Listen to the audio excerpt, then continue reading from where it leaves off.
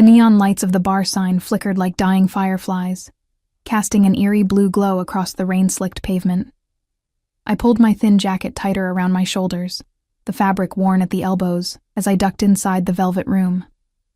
The warmth hit me first, a wall of heat, perfume, and whiskey that temporarily chased away the October chill that had settled into my bones during my double shift at the diner. Just one drink, I whispered to myself. One drink to forget about the eviction notice. My apartment, if you could call that glorified closet an apartment, was slipping through my fingers like sand, and I had exactly 3 days to come up with rent money I didn't have. I slid onto a bar stool, wincing at the protest of my swollen feet. 12 hours of carrying plates and dodging wandering hands had left me hollow and aching. The bartender, a woman with a tight ponytail and tired eyes that matched my own, gave me a nod of recognition. "Rough night, Ellie?" she asked, already reaching for a bottle of the house red. "Rough month," I corrected with a half-smile that felt more like a grimace. "The usual, please." The wine wasn't good, but it was cheap, and cheap was all I could afford. As she poured, I caught a glimpse of myself in the mirrored wall behind the bar. My dark hair had escaped from its once neat bun, strands framing my pale face like a mourning veil. Purple shadows pooled beneath my eyes, deepened by the bar's dim lighting. I looked as fragile as I felt. A ghost of the confident girl who'd moved to the city with dreams of finishing her art degree. That girl seemed like a stranger now, buried beneath the weight of student loans, a dead-end job, and the still raw grief of losing Dad 6 months ago. The medical bills had swallowed every penny of savings, leaving me with nothing but his old watch and a mountain of debt. I took a sip of wine, letting the tart liquid coat my tongue. The velvet room was busier than usual for a Wednesday night. In the corner, a jazz quartet played something low and melancholy, the saxophone wailing like it knew exactly how I felt. I closed my eyes, letting the music wash over me, a momentary escape from reality. "Hey there, beautiful." The voice, slurred and too close, yanked me back to the present. A man had materialized beside me, invading my space with the stench of too many beers. "Why so serious? Let me buy you a real drink." I kept my eyes on my glass. "No, thank you. I'm fine with this." He slid closer, his thigh pressing against mine. "Come on, don't be like that. Pretty girl like you shouldn't drink alone." My stomach knotted with a familiar dread. I'd dealt with enough drunks at the diner to know that neither politeness nor firmness would deter him. I edged away, but he followed, his meaty hand landing heavily on my shoulder. "I said I'm fine," I repeated, louder this time, shrugging off his touch. His fingers dug in harder. "Playing hard to get, huh? I like that." The bartender shot me a concerned look. But before she could intervene, the drunk man's grip tightened painfully on my arm, pulling me halfway off the stool. My wine glass toppled, spreading like a bloodstain across the polished wood. "Let me go," I snapped, fear and anger colliding in my chest as I tried to twist free. "You heard the lady." The voice came from somewhere behind us, quiet, but with an edge that cut through the noise of the bar like a blade through silk. "She's not interested." The drunk man spun around, dragging me with him. "Mind your own business, pal. This is between me and—" His words died in his throat. The crowd had parted like the Red Sea, creating a clear path for the man who stood watching us. Even in my panicked state, I felt the air shift, a sudden drop in pressure, as if a storm had rolled in without warning. He wasn't particularly tall, but he commanded the space with an authority that seemed to expand beyond his physical form. His suit was impeccably tailored, the charcoal fabric emphasizing broad shoulders that tapered to a lean waist. Italian, if I had to guess, and worth more than I'd make in 6 months. His dark hair was swept back from a face that belonged on ancient Roman coins, all sharp angles and perfect symmetry. But it was his eyes that rooted me to the spot. Glacial blue, assessing the situation with calculated precision. He wasn't alone. 2 men flanked him like shadows, their expressions blank, hands hovering near the bulges beneath their jackets that were unmistakably guns. My breath caught in my throat as recognition dawned slowly.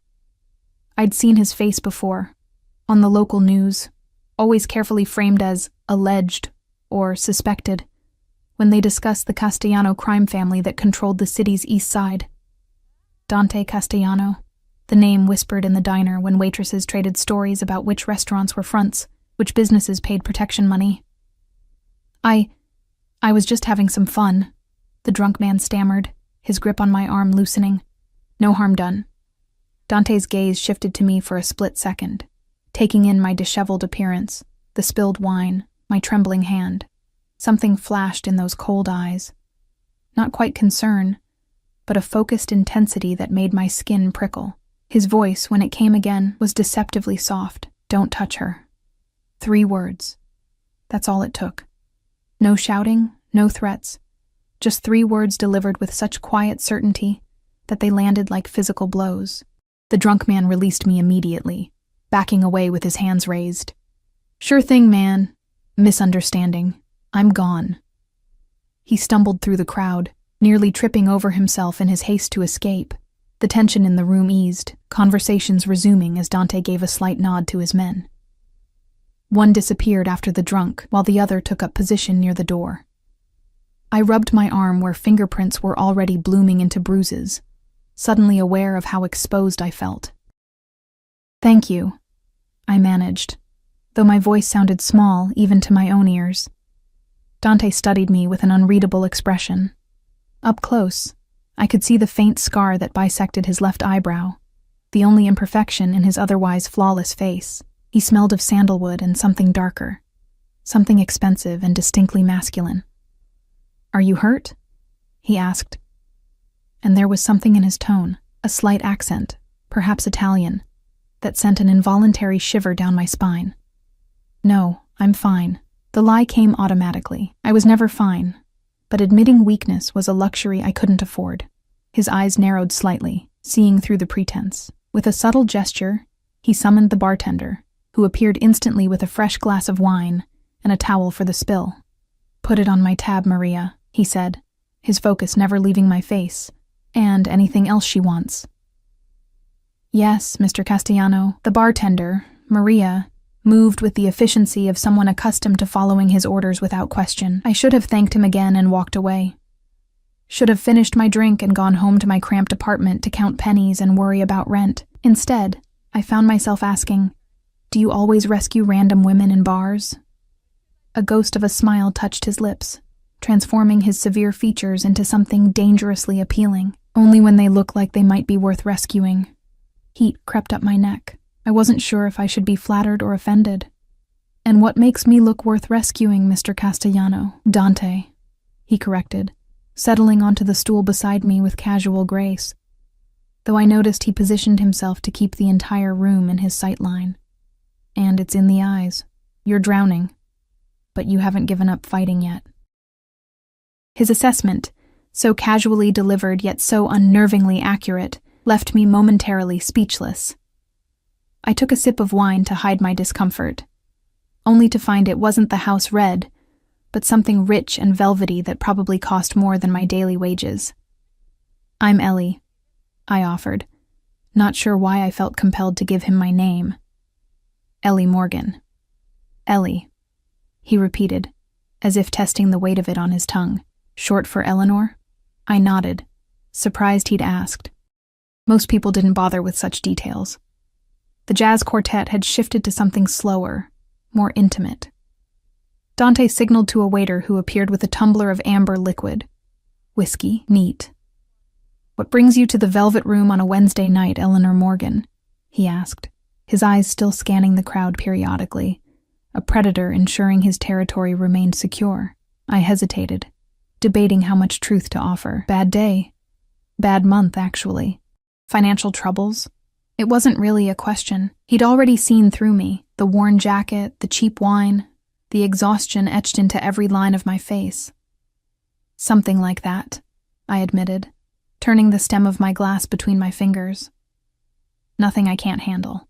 He took a sip of his whiskey, watching me over the rim. Pride. I respect that. But pride doesn't pay bills, neither does accepting charity from strangers. I countered, immediately regretting my sharpness. Antagonizing someone like Dante Castellano was probably unwise, regardless of his unexpected intervention on my behalf. To my surprise, he laughed. A genuine sound that transformed his face completely. Fair point. Then let's not be strangers. He raised his glass in a mock toast. To new acquaintances. I shouldn't have clinked my glass against his. Shouldn't have allowed the conversation to continue as he asked subtle questions about my life, piecing together my story with the precision of someone accustomed to extracting information. I told him about the diner, about my abandoned art studies, even about Dad's illness, though I carefully omitted the financial devastation it had caused. What I didn't understand was why someone like him would be interested. Men like Dante Castellano didn't waste time on struggling waitresses with empty bank accounts. "You're an artist?" he asked, genuine interest flickering across his features when I mentioned my former studies. "Was," I corrected, a familiar pang of loss squeezing my chest. "Had to drop out in my final year." "What medium?" "Mixed. Mostly oils and charcoal, but I was experimenting with installations before." I trailed off, not wanting to rehash the series of misfortunes that had derailed my life. Dante nodded thoughtfully, as if filing away this information for future reference. "I collect art," he said simply. "Perhaps I'll show you my gallery sometime." The casual invitation hung in the air between us, a dangerous possibility that I knew I should decline. Yet something about him held me captive, a mixture of curiosity and an awareness that had nothing to do with his reputation, and everything to do with the way his presence seemed to electrify the very air around him. I was saved from responding by the return of his guard, who leaned in to whisper something in Dante's ear. His expression hardened momentarily, before he nodded and stood. "Business calls," he said, finishing his whiskey in one smooth motion. "A pleasure meeting you, Eleanor Morgan." Relief and disappointment battled within me as he prepared to leave. This strange interlude would end, and I'd return to my regular life of endless worry.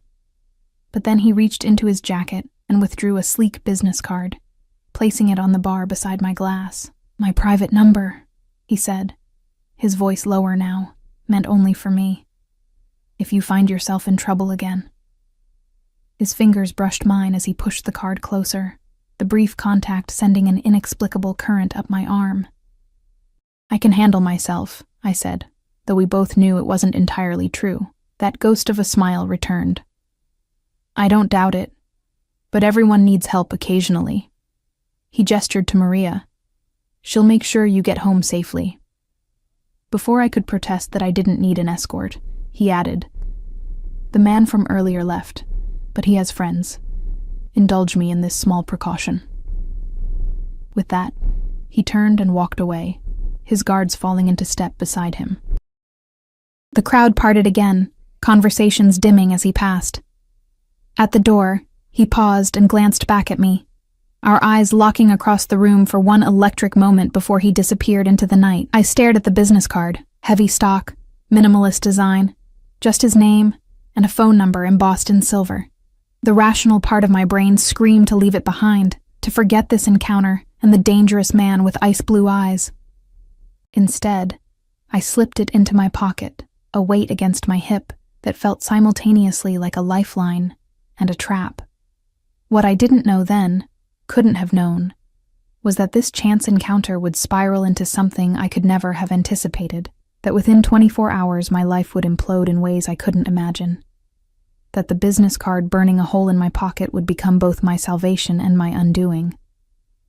Maria returned with my jacket. "Ready to go, honey? Mr. Castellano arranged for a car." I nodded, suddenly bone-tired and overwhelmed. As I followed her toward the exit, I felt the weight of unseen eyes on my back. Something told me that walking out of the velvet room wouldn't be the end of my interaction with Dante Castellano. I was right. It was only the beginning. Sleep eluded me that night. I tossed and turned in my tiny studio apartment, replaying the encounter at the bar. Every time I closed my eyes, I saw Dante Castellano's face. Those piercing blue eyes that seemed to look straight through me, the controlled power in his stance. The way the entire room had bent to his will with just 3 words. Dawn was breaking when I finally gave up on sleep. The morning light filtered through my threadbare curtains, illuminating the stack of bills on my kitchen counter. The eviction notice sat on top, its threat now 3 days from becoming reality. I made a cup of instant coffee and pulled out my waitressing uniform, wincing at the coffee stain I hadn't been able to remove. As I dressed, my fingers brushed against Dante's business card, still in the pocket of my jacket. I pulled it out, running my thumb over the embossed lettering. In the harsh morning light, last night's encounter felt surreal, like something from a movie, not my mundane life of double shifts and mounting debt. I tucked the card into my wallet, telling myself I was keeping it only as a souvenir of a strange night. I would never call him. Men like Dante Castellano didn't help people like me without expecting something in return, and I had nothing left to give. The diner was busier than usual for a Thursday morning. I moved on autopilot between tables, pouring coffee and delivering plates of greasy breakfast food. My manager, Tony, watched me with narrowed eyes as I fumbled an order, my sleep-deprived brain struggling to keep up. "You look like hell," he said bluntly when I passed him at the register. "Thanks for noticing," I muttered, punching in an order. "Got rent sorted yet?" Tony knew my situation. He'd overheard me begging my landlord for an extension last week when the man had cornered me outside the diner. I shook my head, throat tight. "Working on it," Tony sighed, scratching his stubbled chin. "Look, I'd help if I could, but business is slow and—" "It's fine." I cut him off, not wanting his pity. "I'll figure something out." The bell above the door jingled, and I turned, grateful for the distraction. My heart dropped into my stomach. Mike Reeves, my ex-boyfriend, and the reason for half my financial troubles, swaggered in, flanked by two of his usual cronies. He spotted me immediately, his lips curving into a smile that once made my knees weak but now made my skin crawl. Well, he drawled, sliding into a booth in my section. "If it isn't my favorite waitress." I approached his table with dread coiling in my gut. "What can I get you?" I asked, keeping my voice professionally detached. Mike leaned back, his eyes traveling lazily down my body. "You're looking rough, Elle. Life's been hard without me, huh?" His friend snickered. I tightened my grip on my order pad, refusing to take the bait. Mike and I had dated for 8 months. 8 months during which he'd borrowed my credit card, racked up debt in my name, and disappeared when Dad got sick. I'd been too overwhelmed with hospital visits to press charges, and by the time I'd discovered the extent of the damage, it was too late. "Just coffee," Mike said when I didn't respond to his taunt. "And maybe a little information." He lowered his voice, leaning forward. "Word is you were getting cozy with Dante Castellano last night at the Velvet Room." My blood turned to ice. "I don't know what you're talking about. Don't play dumb, Elle. Small city, people talk." His eyes hardened. "Castellano's dangerous, not the kind of man you want to get mixed up with."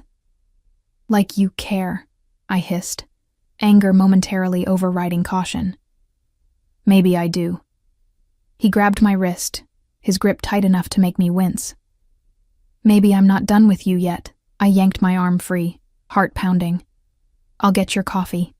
In the kitchen, I leaned against the wall, trying to steady my breathing. Mike's presence was the last thing I needed today.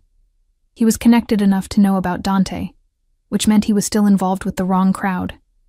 The crowd that had gotten him, and by extension me, into trouble in the first place. I returned with 3 cups of coffee, setting them down without meeting Mike's eyes. "So what did Castellano want with you?" Mike persisted, his tone casual, but his eyes sharp. "Nothing. He was just being polite," I lied, aware that every word was dangerous. If Mike was asking, he had a reason, and it couldn't be good. "Castellano isn't polite to nobodies without a reason, Elle," Mike snorted. "Did he offer you a job? Is that it?" I froze. "What kind of job?" Mike exchanged glances with his friends. "The kind that pays well but costs everything." He took a sip of coffee. "You should stay away from him. He's got a reputation." "So I've heard," I murmured, thinking of the guards with their concealed weapons, the way the entire bar had deferred to Dante's presence. "Listen." Mike's voice softened in a way I recognized, the tone he used when he wanted something. "I might be able to help with your situation. I know about the eviction." My head snapped up. "How?" "Like I said, small city," he shrugged. "I've got some cash. Could cover your rent, get you back on your feet." The offer dangled before me like a mirage in a desert. "What's the catch?" No catch. Just a small favor. His smile didn't reach his eyes. I need someone to deliver a package for me. Tonight, and there it was. I'd suspected Mike's newfound income came from something illegal, but I'd never confirmed it. Now he was trying to drag me into whatever scheme he was running. Not interested, I said firmly, turning to leave. 3 days, right? Mike called after me. That's all you've got before they change the locks. Think about it, Elle. 1 delivery, 1 night, and your problems go away. I ignored him, retreating to the safety of the kitchen again. My hands trembled as I prepared more coffee. Mike's offer replayed in my mind, a simple solution to my immediate crisis, but I knew better than to trust him again. Whatever was in that package, it wasn't worth the risk. When I emerged, Mike and his friends were gone, leaving exact change for the coffee and nothing more. Relief washed over me until I noticed the small piece of paper tucked under one of the cups, a phone number and an address, along with a time, 10 p.m. I crumpled the note and threw it in the trash. The rest of my shift passed in a blur of coffee refills and fake smiles. By the time I clocked out at 3, my feet were throbbing, and a headache pounded behind my eyes. I counted my tips. Not enough, not nearly enough for rent. Outside, the October wind had picked up, carrying the scent of impending rain. I pulled my jacket tighter and headed for the bus stop, mentally calculating how much I could pawn Dad's watch for. The thought made me sick, but I was running out of options. I was so lost in my grim calculations that I didn't notice the black Audi idling across the street until I was halfway to the bus stop. My steps faltered as the back window lowered, revealing a familiar face. Eleanor. Dante's voice carried easily across the street, calm and commanding. I glanced around, suddenly aware of how exposed I was. The diner was on a quiet side street with few pedestrians at this hour. No one would notice if I disappeared. Get in, Dante said, pushing the door open. Please. That please seemed incongruous coming from him, a man who clearly wasn't accustomed to asking for things. I hesitated, torn between sensible fear and desperate curiosity. I just want to talk, he added, his expression giving away nothing. I thought of my empty apartment, the eviction notice, Mike's ominous offer. What did I have to lose, really? I crossed the street slowly, hyper-aware of the way Dante watched my approach. His driver, a broad-shouldered man with a face like granite, stared straight ahead, while another guard stood nearby, scanning the area with vigilant eyes. This is becoming a habit, I said, as I slid into the back seat, trying to mask my nervousness with bravado. Rescuing me from my very ordinary life. The corner of Dante's mouth lifted slightly. Is that what I'm doing? Up close, in the filtered daylight. He was even more striking than he had been in the dimly lit bar. His suit today was navy, the fabric so fine it seemed to absorb light. A platinum watch gleamed at his wrist, understated but undoubtedly worth more than everything I owned. The door closed with a soft click, and the car pulled smoothly away from the curb. I became acutely aware of the intimacy of our surroundings. The supple leather seats, the privacy partition separating us from the driver, the subtle scent of Dante's cologne. Where are we going? I asked, watching familiar streets slip past the tinted windows. My office, Dante replied, studying me with that same intense focus from the night before. I have a proposition for you. My pulse jumped. What kind of proposition? A legitimate one, he said as if reading my thoughts. You need money. I need someone with your particular skills. I raised an eyebrow, skepticism overriding nervousness. My skills as a waitress? Your skills as an artist. The statement caught me off guard. I'd mentioned my former studies briefly last night, but I hadn't expected him to remember, much less consider them valuable. I haven't painted in over a year, I admitted, and I never finished my degree. Dante waved a dismissive hand. Degrees are pieces of paper. Talent is what matters. His eyes locked with mine. And you have talent, don't you, Eleanor? The question hung between us, weighted with an unspoken challenge.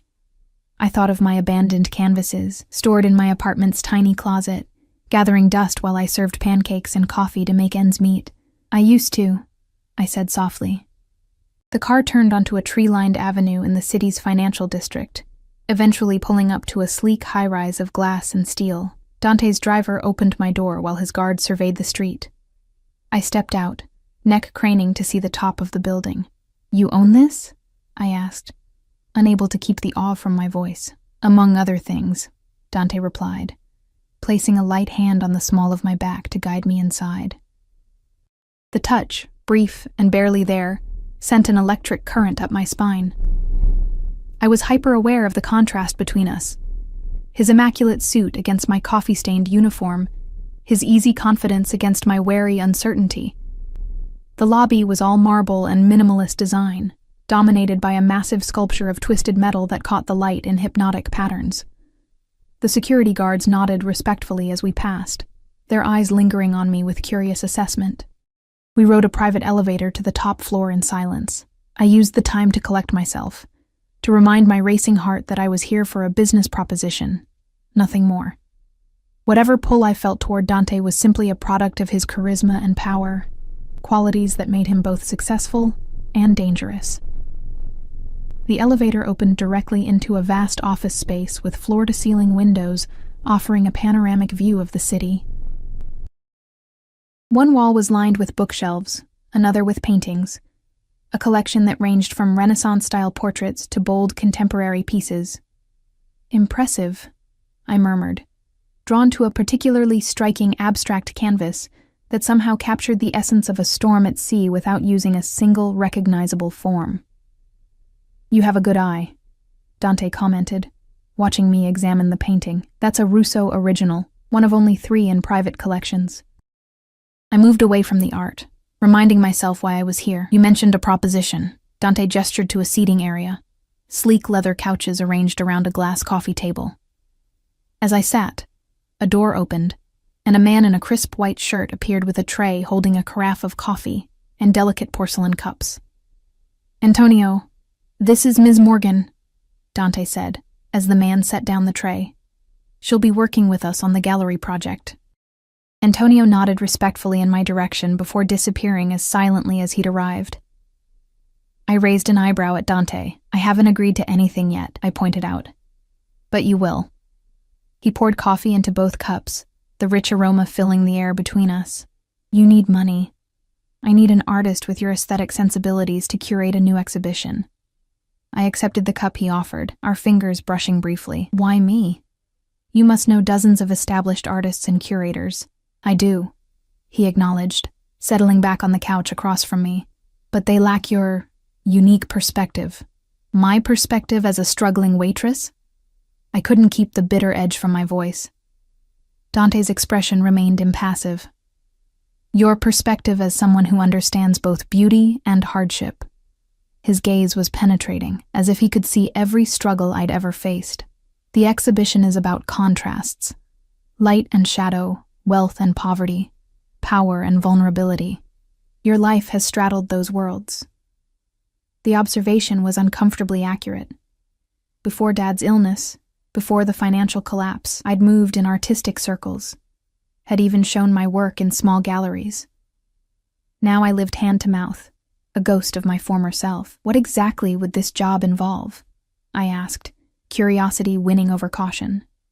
"Initial curation of pieces for the exhibition, some original artwork of your own, and oversight of the installation," Dante explained.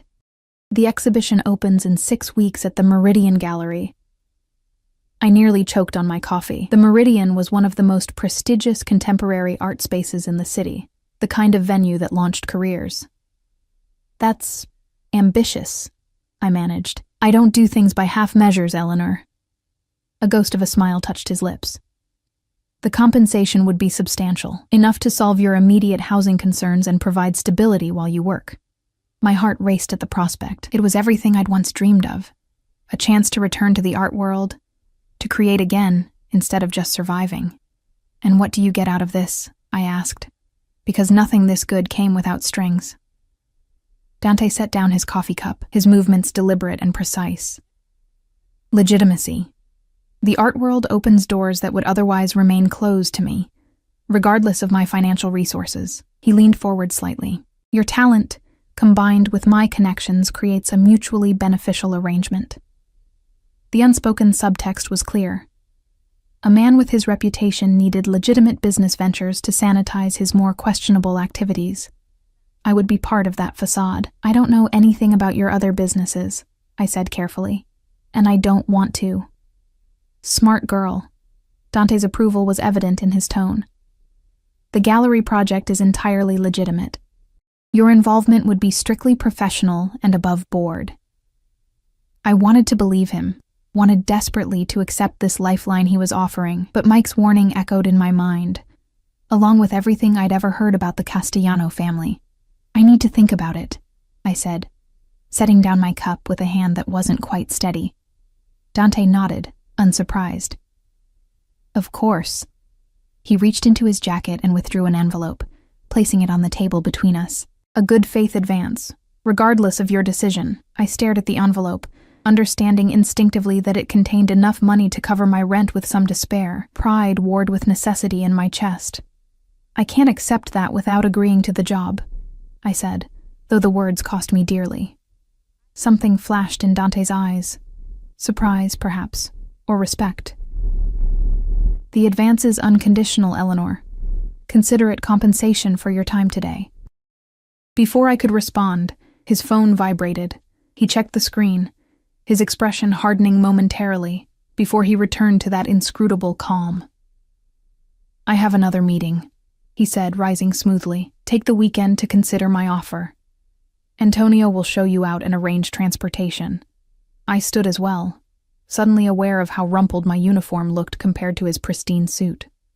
Thank you for the opportunity, I said formally, unsure how else to respond to this surreal situation. Dante stepped closer, close enough that I could feel the heat radiating from his body. One more thing, he said, his voice dropping to a register that seemed to bypass my ears and go straight to my core.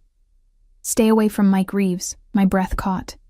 How did you— I make it my business to know who enters my territory, Dante said simply. Reeves is involved in matters that will soon become problematic for him. Whatever he offered you today, decline it. A chill ran through me at the certainty in his voice, the absolute knowledge that seemed to confirm my worst suspicions about Mike's activities. He offered me money to deliver a package, I admitted, not sure why I was telling Dante this, except that his warning had shaken me. Dante's jaw tightened almost imperceptibly. That would have been a grave mistake. His hand moved to my face, one finger lifting my chin so I had no choice but to meet his gaze. Promise me you'll refuse. It wasn't a request. The gentle touch belied the steel in his voice, the command that expected only obedience. I already did, I whispered, hyper-aware of his finger against my skin, the slight callus that suggested his hands weren't as soft as his lifestyle might indicate. Good. He released me, stepping back. I'll expect your answer about the gallery position by Monday. As I followed Antonio to the elevator, envelope clutched in my hand, I felt Dante's eyes on my back, assessing, calculating, seeing more than I wanted him to see. Only when the elevator doors closed did I allow myself to exhale, my heart pounding like I'd run a marathon. In the soft lighting of the descending elevator, I opened the envelope. 5 crisp $100 bills stared back at me, along with a business card for the Meridian Gallery and a handwritten note. Your talent deserves a canvas worthy of it. DC. The car that waited for me was different from the one that had brought me, smaller, less ostentatious, but still sleek and expensive. As the driver pulled away from the curb, I gazed back at the towering building, wondering if Dante was watching from his wall of windows. I just stepped into a world I didn't understand, made a connection with a man whose very name was whispered with fear and respect.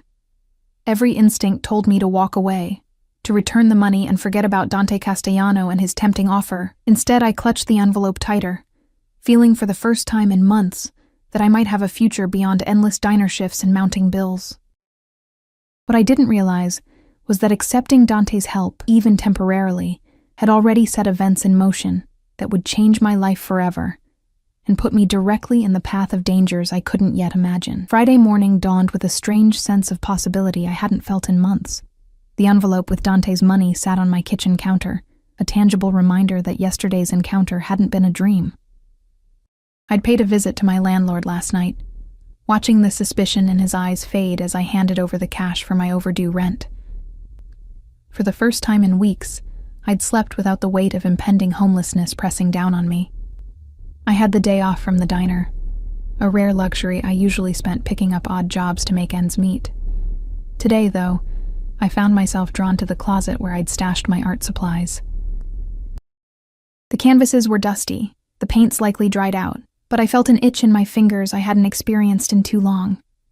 As I pulled out my old portfolio, my phone buzzed with a text from an unknown number.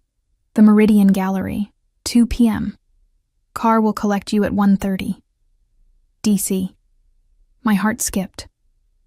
I hadn't given Dante my number, which meant he'd gone to some effort to find it. The thought should have alarmed me, but instead, I felt a thrill of anticipation. He was offering me a glimpse of the life I'd abandoned. A life where art mattered, where creativity wasn't a luxury I couldn't afford. I spent the morning poring over my old sketches and half-finished canvases, reacquainting myself with the artist I used to be. By the time I showered and changed into the nicest outfit I owned, a simple black dress that had somehow survived multiple moves and financial purges, it was nearly time for my pickup. The car arrived precisely at 1:30, a sleek sedan with tinted windows. The driver was different from yesterday, but he had the same vigilant demeanor, eyes constantly scanning our surroundings as he held the door for me. "Mr. Castellano sends his apologies," he said as we pulled away from my apartment building. "He's been delayed, but will join you at the gallery shortly." I nodded, a mixture of relief and disappointment flooding through me. Relief because Dante's presence was overwhelming in ways I wasn't ready to examine, disappointment because part of me had been looking forward to seeing him again. The Meridian Gallery was housed in a renovated industrial building on the edge of the arts district. Its concrete facade and massive steel doors belied the treasures within, some of the most innovative contemporary art in the city. I'd visited once during my student days, wandering the exhibits with reverence, never imagining I might one day be involved with such a prestigious venue. A woman in a tailored pantsuit was waiting for me in the lobby. "Ms. Morgan?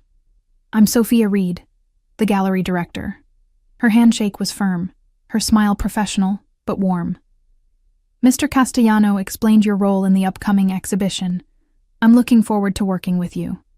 I followed her through the gallery's main space, trying to mask my awe at the soaring ceilings, the perfect lighting, the carefully curated installations that transformed the industrial space into a cathedral of modern art. "The exhibition will occupy our main hall and 2 adjacent galleries," Sophia explained, leading me toward a door marked private. "Mr. Castellano has acquired several major pieces already, but he was quite insistent that you would have final say on the curation." The private viewing room contained a dozen paintings and sculptures, each illuminated with precision. I recognized works from artists whose names regularly appeared in the art world press, pieces that would typically be found in major museums or the collections of the ultra-wealthy. "These are all for the exhibition?" I asked, struggling to keep my voice steady as I examined a particularly striking sculpture. "Yes, though Mr. Castellano mentioned you might want to source additional pieces." Sophia handed me a tablet. "This is the preliminary catalog. Feel free to explore while we wait for him." I lost myself in the artwork, making notes about placement and thematic connections, sketching possible layouts for the exhibition. This was the world I belonged in, not the greasy diner with its endless demands and meager rewards. Here, surrounded by beauty and creativity, I felt like myself again. I was so absorbed that I didn't notice Dante's arrival until his voice cut through my concentration. "What do you think?" I turned to find him watching me from the doorway, his expression unreadable. Today he wore a charcoal suit with a deep burgundy tie, the colors accentuating the paleness of his eyes. 2 guards hovered in the corridor behind him, a constant reminder of who he was beneath the veneer of art patron. "It's incredible," I admitted, gesturing to the collection. But, he raised an eyebrow, stepping into the room. "It's missing a through line, a narrative that connects the pieces beyond their individual beauty." I surprised myself with my boldness, but if he wanted my professional opinion, he would get it. Dante's lips curved into a smile that transformed his severe features. "That's exactly why I need you, Eleanor. These are just pieces of a puzzle. You're going to assemble them into something meaningful." Sophia excused herself discreetly, leaving us alone among the artwork. Dante moved to stand beside me, close enough that I could feel the heat of him, smell that distinctive cologne that seemed part of his very being. "Have you made a decision about my offer?" he asked, his gaze fixed on a large abstract canvas before us. I hesitated. The sensible answer was to decline, to return the money and extricate myself from whatever game Dante was playing. But standing here, surrounded by art, I felt a pull stronger than fear or caution. "Yes," I said finally. "I'll do it." Dante turned to me, satisfaction evident in his eyes. "Excellent. Sophia will handle the paperwork. Your contract includes a substantial advance, health insurance, and a bonus upon completion." My head spun at the terms, far more generous than I'd anticipated. "That's very generous. I value talent appropriately," he said simply. "There's also an apartment available for your use during the project, above the gallery. It would be more convenient than commuting from your current residence." The offer dangled before me, tempting in its practicality. My apartment was on the opposite side of the city, requiring a long bus ride to reach the gallery. But moving into a space Dante owned, becoming even more indebted to him. "I'll keep my apartment," I said firmly. "But thank you for the offer." Something flickered across his face. Surprise, perhaps, that I'd declined. I got the impression Dante Castellano wasn't used to hearing no. "As you wish." He guided me toward a different room, his hand hovering near the small of my back without quite touching me. "There's something else I wanted to show you." The second room was smaller, more intimate. Instead of internationally renowned works, it contained a series of paintings by local artists, raw, emotional pieces that captured the city's soul in ways the more polished works couldn't. "These are from my personal collection," Dante explained. "Artists from the neighborhood where I grew up. No formal training, just pure talent and the need to create." I studied the paintings with growing admiration. They lacked technical refinement, but made up for it with visceral emotional impact, scenes of urban decay, alongside moments of unexpected beauty, despair coexisting with defiance. "They're perfect," I breathed. "This is what the exhibition needs, the counterpoint to those established works, the shadow to their light." Dante watched me intently. "I was hoping you'd see it that way." Our eyes met, and something unspoken passed between us. A shared understanding of the power of contrasts, of beauty emerging from darkness. For a moment I forgot who he was, what he represented. I saw only a man who understood art the way I did, who recognized the value in overlooked talent. The spell broke when his phone vibrated. He checked it with a frown, muttering something in Italian that sounded like a curse. "Business," he said, his voice cooling. "I'm afraid I need to cut this short. Sophia will finalize the details with you." Before he could leave, I blurted out, "Thank you for this opportunity, for seeing something in me when I couldn't see it myself anymore." Dante paused, studying me with that penetrating gaze that seemed to strip away all pretenses.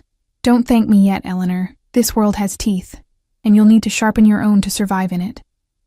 The warning hung in the air between us, a reminder that beneath the cultured exterior, Dante Castellano was still a man whose business extended far beyond legitimate art galleries. As if reading my thoughts, he added, "Be careful who you trust. Not everyone in the art world has your best interests at heart." With that cryptic advice, he was gone, leaving me with Sophia and a contract that would change my life. I spent the next hour reviewing terms, signing papers, and discussing logistics for the exhibition. By the time I left the Meridian, I was officially employed as a curator and contributing artist for what promised to be the most significant exhibition of the season. The driver was waiting to take me home. As we pulled away from the gallery, I noticed a black SUV across the street, its windows tinted. Something about it raised the hairs on the back of my neck, a sense of being watched that I couldn't shake. "Is everything all right, Ms. Morgan?" the driver asked, catching my expression in the rearview mirror. "Yes," I said, trying to sound confident, "just tired." But as we turned the corner, I glanced back to see the SUV pulling into traffic behind us. My instincts screamed that something wasn't right, that I'd stepped into currents deeper and more dangerous than I'd imagined. Back in my apartment, I locked the door and leaned against it, heart racing. The afternoon's excitement had curdled into anxiety. What had I gotten myself into? Dante's world was one of power and privilege. Yes, but also one of hidden dangers and unspoken threats. As if summoned by my thoughts, my phone buzzed with a text. Heard you took a job with Castellano. Bad move, Elle. We need to talk. Mike. I stared at the message, dread pooling in my stomach. Mike's sudden reappearance in my life, coinciding with Dante's interest in me, couldn't be coincidence. There was a connection I was missing, something that made me more valuable to both men than I should be. Another text followed before I could respond. Dinner tomorrow. 7 p.m. Giovanni's. Don't make me come find you. The threat was thinly veiled, typical of Mike's manipulative tactics. I should ignore him, block his number, maybe even tell Dante about the continued harassment. But something held me back, a nagging suspicion that Mike knew something important, something that might explain why a man like Dante Castellano would pluck a struggling waitress from obscurity. As darkness fell outside my window, I made a decision. I would meet Mike, hear what he had to say, but on my terms. Knowledge was power, and right now, I felt powerless in a game whose rules I didn't understand. Saturday evening found me standing outside Giovanni's, a small Italian restaurant tucked between a laundromat and a bodega. It was far from the upscale establishments I now associated with Dante, but it had been one of Mike's favorite haunts during our relationship. Neutral ground where he conducted his vague business meetings. I'd spent the day alternating between excitement about my new position and anxiety about this meeting. Against my better judgment, I'd agreed to see Mike, driven by a need to understand why he was so interested in my connection to Dante. I'd dressed carefully in black jeans and a dark blue blouse, casual enough to downplay the importance of the meeting, but nice enough to armor myself with confidence. Taking a deep breath, I pushed open the door. The restaurant was dimly lit, the air heavy with garlic and simmering tomato sauce. Mike was already there, nursing a beer in a corner booth. He straightened when he saw me, a familiar smile spreading across his face. You came, he said as I slid into the seat across from him. You didn't leave me much choice, I replied coolly. What do you want, Mike? He signaled for the waiter, ordering another beer for himself and a glass of wine for me without asking what I wanted. A small power play I recognized from our relationship, always straight to the point, he chuckled. That's what I liked about you, Elle. No bullshit. I resisted the urge to point out that no bullshit hadn't been enough to keep him honest or faithful during our time together. I'm not here for a trip down memory lane. Mike's smile faded. Fine. Let's talk about your new employer. He leaned forward, lowering his voice. Do you have any idea what you've gotten yourself into? I'm curating an art exhibition, I said, keeping my voice steady. It's a legitimate job at a respected gallery. Sure, and Castellano is just a legitimate businessman, Mike scoffed. Wake up, Ellie. The gallery is a front, a way to launder money and build connections with the city's elite. The waiter returned with our drinks, temporarily halting the conversation. I took a sip of wine to steady my nerves, unwilling to let Mike see how his words affected me. Even if that's true, I said when we were alone again. The job is real. The art is real. For now. Mike's eyes hardened. But sooner or later, he'll ask for something else, something that crosses lines you never thought you'd cross. A chill ran down my spine. You sound like you know him personally. I know enough. Mike drained half his beer in one swallow. I know he doesn't take an interest in random waitresses without a reason. What does he really want from you, Elle? The question had been haunting me since Dante first approached me at the Velvet Room. What did someone like him see in someone like me? The art exhibition made sense on the surface. I had the background, the aesthetic sense he was looking for. But was there more? My artistic expertise, I said, voicing the official explanation. He's building a reputation in the art world. Mike laughed, the sound sharp and without humor. Right. And I'm just a concerned ex-boyfriend with no ulterior motives. He reached across the table, his fingers brushing mine. Listen to me. You need to get out while you can. I withdrew my hand. Why do you care? We haven't spoken in months, and suddenly you're concerned about my career choices. Maybe I never stopped caring, he said, his voice softening in a way that once would have melted my defenses. Or maybe I know things about Castellano that would make your blood freeze. Then tell me, I challenged. If you know something specific, something I should be afraid of, tell me now. Mike glanced around the restaurant, his posture tense. Not here.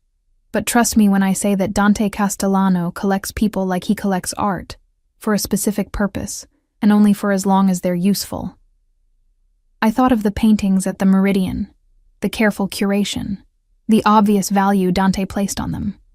If he treated people the same way, was that such a terrible thing? You still haven't explained why you care, I pressed. What's your stake in this, Mike? A shadow crossed his face. Let's just say Castellano and I have history. History I don't want extending to you. Before I could respond, the restaurant door opened, and 2 men in dark suits entered. They scanned the room with practiced efficiency, their gazes landing on our table. My heart stuttered when I recognized one of them, the guard who had accompanied Dante at the Velvet Room. Mike tensed, his hand moving instinctively toward his waistband before stopping himself. We need to go, he muttered. Now. Are they here for you or for me? I asked, suddenly understanding that this meeting had been a mistake. Does it matter? Mike grabbed my arm, pulling me from the booth. Back door, through the kitchen. We slipped between tables as the men started in our direction. The kitchen staff shouted protests as we burst through the swinging doors, but Mike ignored them, dragging me past steaming pots and startled cooks toward a service exit. The night air hit me like a slap as we emerged into an alley behind the restaurant. Mike still had my arm in a vice grip as he pulled me toward a motorcycle parked near a dumpster. Get on, he ordered, thrusting a helmet into my hands. I'm not going anywhere with you, I protested, trying to pull away. Those men work for Dante. Maybe they just want to talk. Mike's laugh was bitter. Castellano's men don't just talk, Elle. They enforce. Now get on the damn bike before they decide to make an example of both of us. The service door banged open behind us. One of the men appeared, speaking rapidly into a phone. The other was drawing something from inside his jacket. Fear overrode my reservations. I jammed the helmet on and climbed behind Mike, wrapping my arms around his waist as the motorcycle roared to life. We shot down the alley, taking a sharp turn onto a side street, just as I heard a shout behind us. Mike weaved through traffic with reckless speed, the city blurring around us as we put distance between ourselves and Giovanni's. My thoughts raced faster than the motorcycle. Had Dante's men been following me? Had they been tracking Mike? What history could Mike possibly have with someone like Dante Castellano? After 20 minutes of zigzagging through the city, Mike finally slowed, pulling into the parking garage of an apartment building I didn't recognize. He killed the engine and helped me off the bike, my legs shaky from adrenaline and fear. Where are we? I demanded, removing the helmet. Somewhere safe, Mike said, guiding me toward an elevator. A friend's place. He's out of town. The apartment was sparsely furnished but clean, with floor-to-ceiling windows offering a view of the city's industrial district. Mike locked the door behind us, checking the peephole before turning to me. You want answers? He asked, running a hand through his wind-blown hair. Fine, but you're not going to like them. He crossed to a cabinet, pulling out a bottle of whiskey and 2 glasses. I accepted the drink, needing something to steady my nerves. Dante Castellano isn't just some businessman with shady connections, Mike began, downing his whiskey in one swallow. He's the heir to one of the most dangerous crime families in the city. His father built an empire on drugs and human trafficking before going legitimate. Dante's continuing the tradition. None of this was particularly surprising. Dante's reputation preceded him, after all. That doesn't explain why he's interested in me, or why you suddenly care. Mike poured himself another drink. 2 years ago, I worked for them. Small-time stuff. Moving packages, collecting debts. I was good at it. Started moving up the ranks. His expression darkened, until I saw something I wasn't supposed to see. What? I asked, caught between skepticism and morbid curiosity. Dante executing a rival himself. Not ordering it done. Doing it personally. Mike's eyes met mine, The man has ice in his veins, Elle. He pulled the trigger without blinking, then went to the opera like nothing happened. A chill ran through me as I remembered Dante's glacial eyes, the controlled power in his movements. I could almost see it, those elegant hands holding a gun with the same precision they used to select fine art. I got out, Mike continued. Disappeared for a while, changed my connections. But you don't just walk away from the Castellanos. I've been looking over my shoulder ever since. And me? Where do I fit in this story? I pressed, still not understanding the connection. Mike hesitated. A flash of something, guilt perhaps, crossing his face. That's the thing, Elle. I think he's using you to get to me. That's ridiculous, I scoffed. He doesn't even know we were together. Doesn't he? Mike challenged. The man has eyes everywhere. He knows I'm back in town, knows we have history. What better way to draw me out than through you? The idea was so absurd I almost laughed. You're saying Dante Castellano, who could have anyone, is offering me a dream job and thousands of dollars as, what? Bait. Not just bait, Mike said grimly. Insurance. If I step out of line, he has leverage.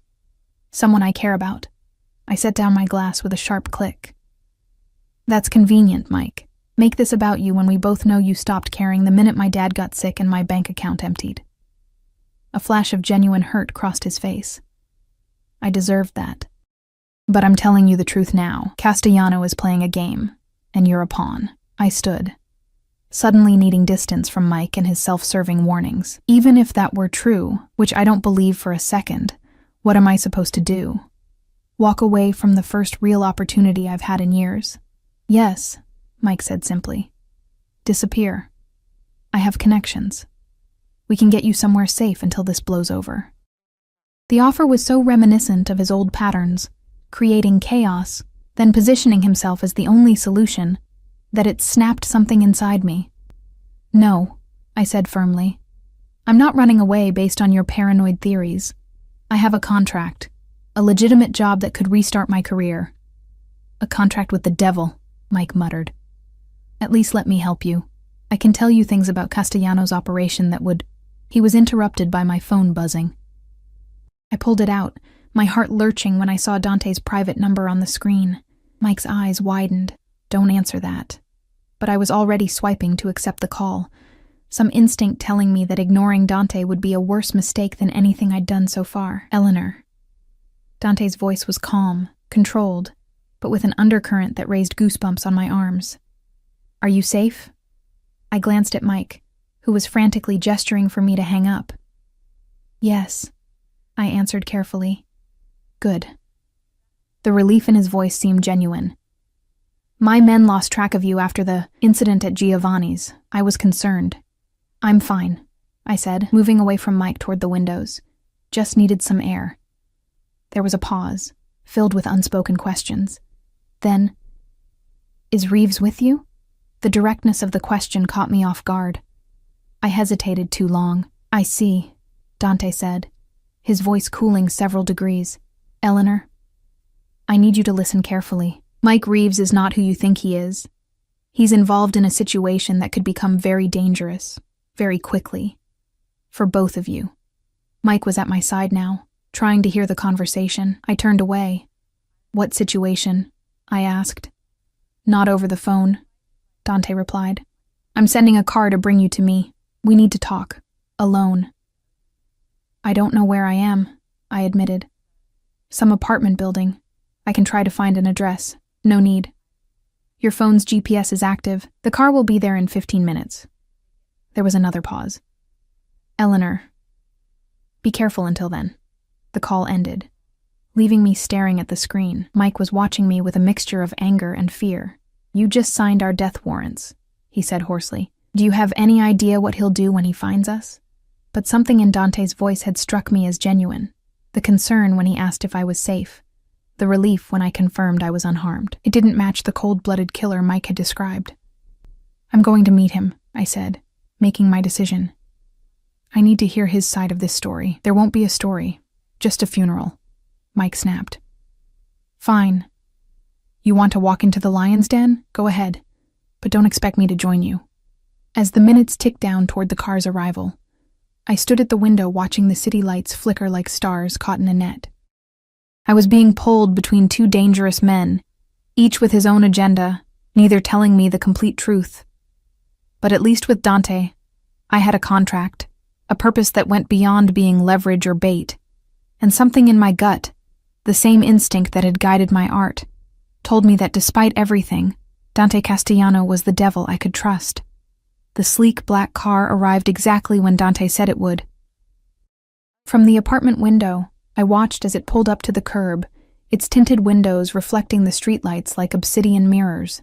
Two men emerged, one taking position by the vehicle, the other entering the building. My phone buzzed with a text, "We're here." Mike had retreated to the far side of the apartment, his face tight with anger and fear.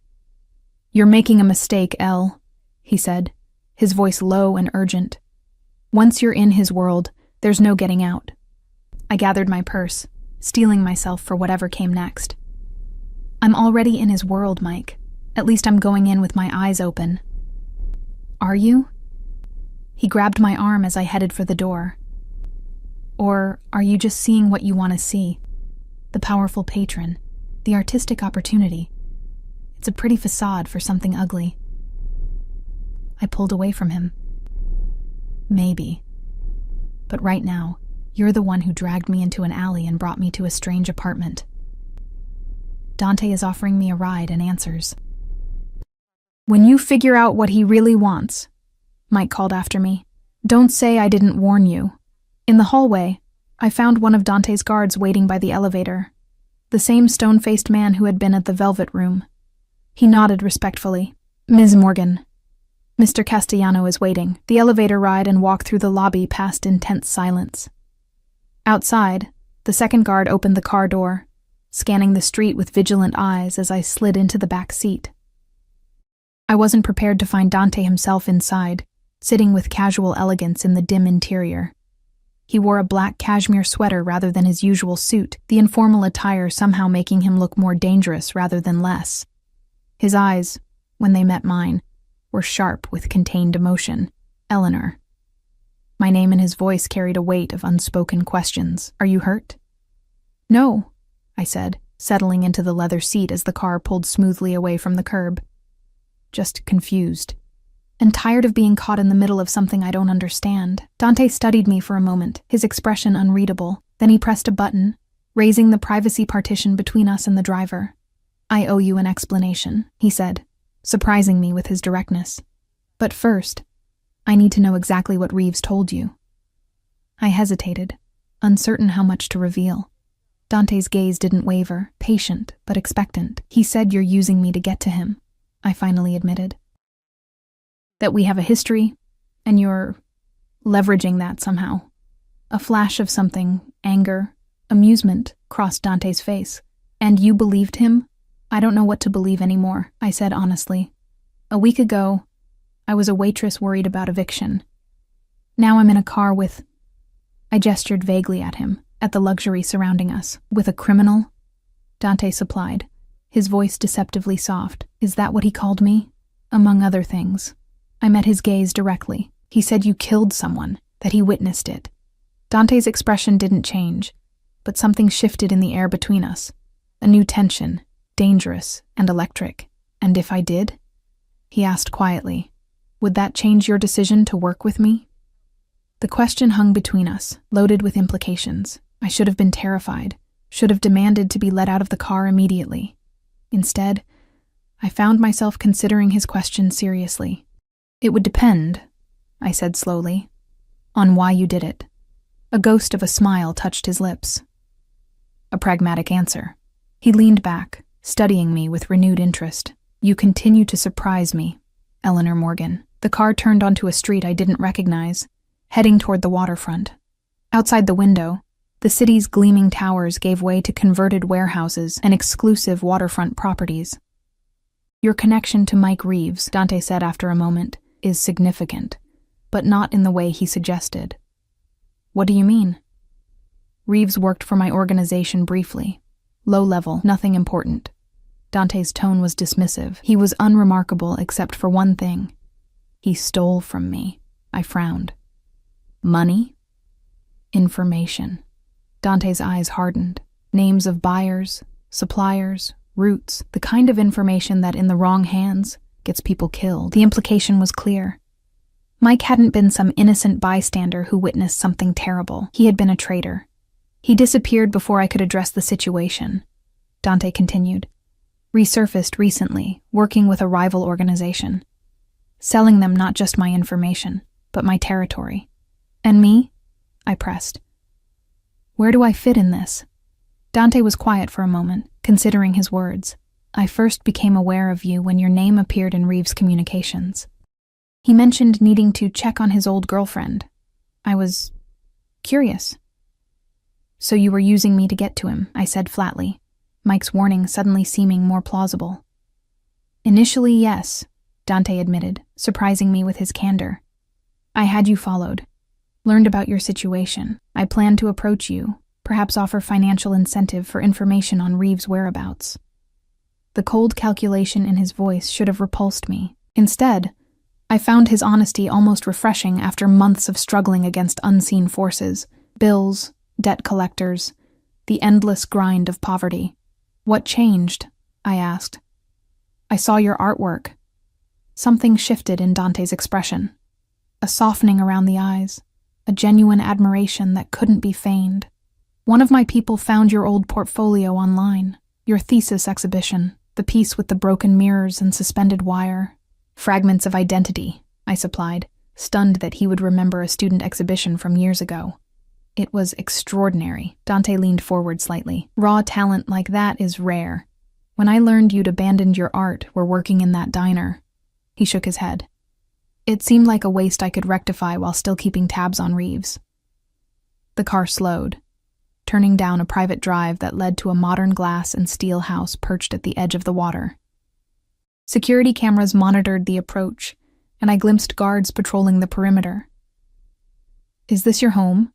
I asked, momentarily distracted by the architectural marvel before us. One of them, Dante replied as we stopped at the entrance. The most secure. No one knows about this place except my most trusted people. The implication that I was now among that select group wasn't lost on me. The driver opened my door, and I stepped out into the cool night air, the scent of salt water sharp in my nostrils. Dante led me inside, past more guards and into a vast open space with floor-to-ceiling windows overlooking the bay. The decor was minimalist but luxurious.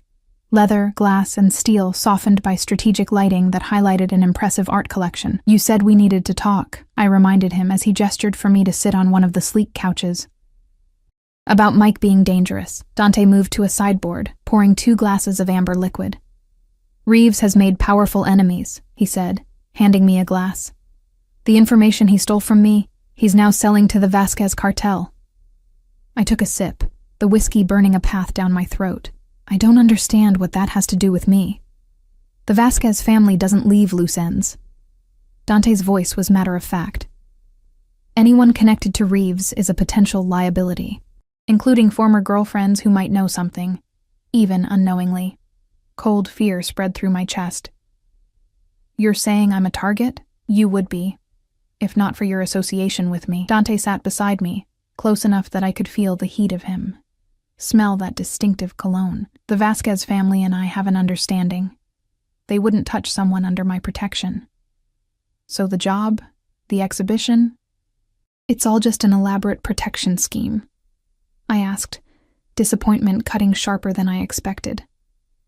Dante shook his head. The exhibition is very real, Eleanor. Your talent is very real. I simply aligned my interests. Keeping you safe aligns with my desire to create something beautiful and significant in the art world. I set down my glass, trying to process everything. What happens now? With Mike? That depends. Dante studied me intently. He came to you for a reason tonight. What did he want? I hesitated, wondering if sharing this information was betraying Mike or saving him, or myself. He wanted me to run away with him. Said he had connections, could get me somewhere safe. Dante's jaw tightened almost imperceptibly. Reeves is desperate. The Vasquez family has discovered his double dealing.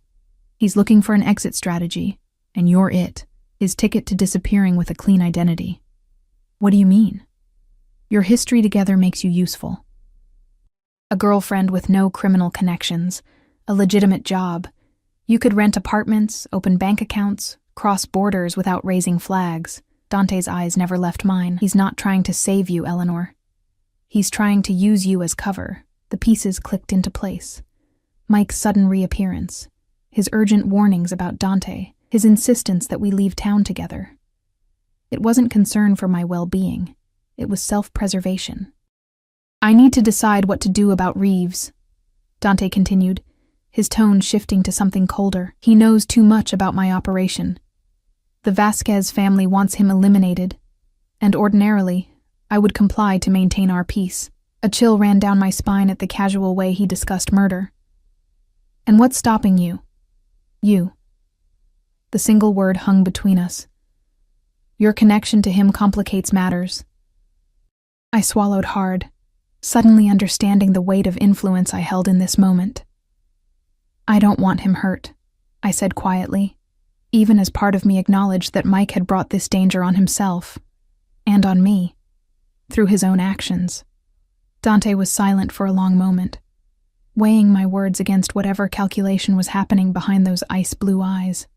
There's another option, he finally said. Extraction.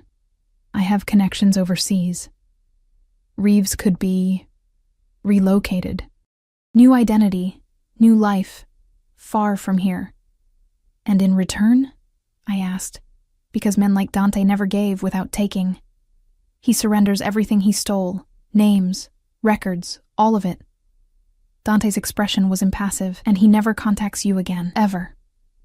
The offer stunned me. Not just the mercy it represented, but the acknowledgement of my feelings, my history with Mike despite everything he'd done. Why would you do that? I asked. After what he did to you? Dante reached out, his fingers brushing a strand of hair from my face with unexpected gentleness. Because you asked.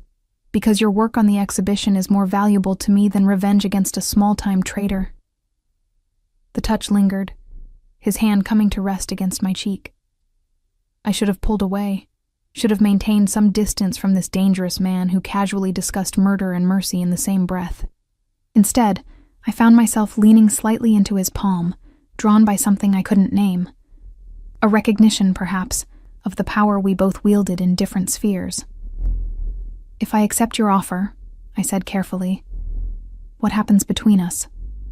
Is the job still real? The job was always real, Dante replied, his thumb tracing the curve of my cheekbone. But this, he gestured between us, is something else entirely, something unexpected. I thought of the art we'd discussed, the exhibition taking shape, the opportunity to create again after so long in the shadows. Whatever had brought us together, Mike's betrayal, Dante's calculation, fate's strange machinations, the connection between us now transcended its origins. I want the job, I said firmly. I want to curate the exhibition, create my own work again. But I need to know it's because of my talent, not because you're using me or protecting me. Your talent is the only thing that matters for the exhibition, Dante said, his voice low and intense. The rest, the protection, this conversation, that's separate. A world you've glimpsed but don't have to enter. And if I want to? The question surprised even me as it left my lips. Something flashed in Dante's eyes. Hunger, possession, a fleeting vulnerability quickly masked. Then you do so with your eyes open, understanding exactly who I am and what I do. A criminal, I said, echoing his earlier words. A killer. Yes. No denial, no justification, just stark truth. But also a man who recognizes beauty and talent, who protects what's his. The possessive word should have alarmed me. Instead, it sent a thrill of something dangerous and enticing down my spine. I'm not yours, I said, needing to establish this boundary even as I felt it crumbling. Dante's smile was slow, predatory. Not yet, he agreed. But you could be. By choice, not force. Never force. In that moment, looking into his eyes, I understood the decision before me. I could walk away. He would let me go, would still protect me from the Vasquez threat, would even spare Mike for my sake. The exhibition would proceed, my career would be reborn, and I could pretend that this glimpse into Dante's world was nothing more than a brief detour. Or I could step fully into that world, eyes open as he said, embracing not just the artistic opportunity but the man himself, dangerous, powerful, morally complex, but undeniably drawn to me as I was to him. The exhibition opens in 6 weeks, I said, making my choice. We have work to do. Dante's eyes darkened with understanding and something like triumph. He leaned forward, his lips brushing mine in a kiss that was surprisingly gentle, a question rather than a demand. I answered by deepening the kiss, my hands finding his shoulders, feeling the coiled strength beneath the cashmere. This was no fairy tale romance, no simple happily ever after. It was a beginning fraught with danger and possibility in equal measure. When we finally pulled apart, Dante rested his forehead against mine. I'll make arrangements for Reeves tomorrow. He'll be gone by the end of the week. Thank you, I whispered, gratitude and something deeper coloring my voice. Outside the wall of windows, the city lights sparkled across the bay, echoing the stars above. The woman I had been a week ago, exhausted, hopeless, invisible, was already fading like a forgotten dream. In her place stood someone new, someone who had faced the darkness and chosen to walk into it willingly, with an artist's eye for the beauty that could be found even in shadow. Dante's hand found mine, our fingers interlacing. Welcome to my world, Eleanor Morgan. I squeezed his hand, accepting all that came with those words, the danger, the power, the passion, and the protection. Our world now, I corrected, and saw in his smile that I had chosen correctly. The exhibition would be magnificent, a testament to contrasts, an unexpected beauty, and beyond it stretched a future I couldn't yet imagine. One where art and power, creativity and danger, love and control would exist in a delicate balance that only Dante and I could understand. For the first time in years, I felt truly alive, truly seen. And in the arms of the man everyone feared,